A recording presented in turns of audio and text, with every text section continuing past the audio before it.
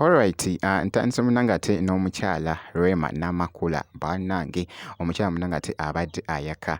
So Rema Namakula avuddeyoko wali n'ateekayoko ebimu munnange ate ku bifaananyi bye ebibadde byaka ebibadde bikutte akati ku Instagram kw'ossa ate ne TikTok.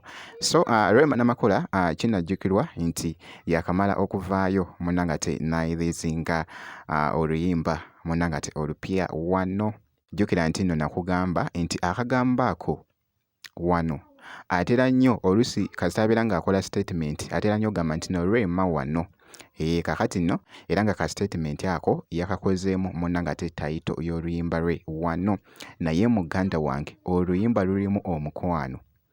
Oluyimba lulimu munnange ate omukwano wali wonna. So kasita obeera nga tonnaba genda munnange ate kuluceekingako, genda kati munnange ate oluceekinge kubanga ndabanga lukutte munnange ate akati okwetooloola oluyimba lwa Rema Namakula. So bw'ati munnange ate bw'avuddeyoko n'atwerayoko ebifaananyi abaddekoko mu kaluumu wali n'asooka n'apoozingamuko nga bw'ogezaako okulaba era ng'abadde ayambadde bw'atyo munnange ate wali akakooti kw'ossa n'akakoofiira kabadde ataddeko mu kkala y'emu n'akakooti wali munnange ate ne bbulaaka mu mpale gy'abadde ayambadde. So bw'atyo munnange ate omukyala Rema Namakula bw'alabiseeko munnange ate mu ebyo ebifaananyi ebibadde bikutte akati. So nga nkwongeddeyoko ku sayidi y'emu ncekinzeko ku Spice Diana avuddeyoko wali n'agamba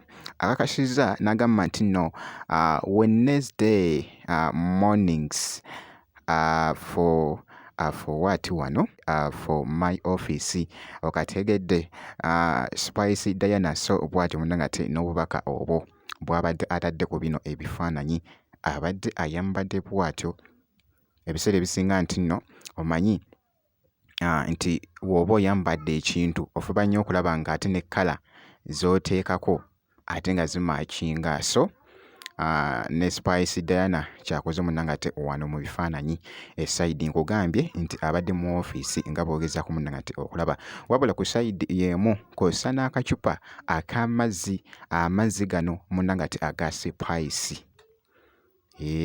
Bw'atyo munnange ate Spice Diana wabadde alabiddwako mu bifaananyi ebyo. So nga nkwongeddeyoko Shiba Kalungi. Shiba naye munnange abadde makaage wabula Shiba naye avuddeyo munnange ate n'ateekayo ebifaananyi nno bibadde bambi nga byaka nga bw'ogezaako okulaba bw'atyo munnange ate bw'abadde afaananyeemuko wali.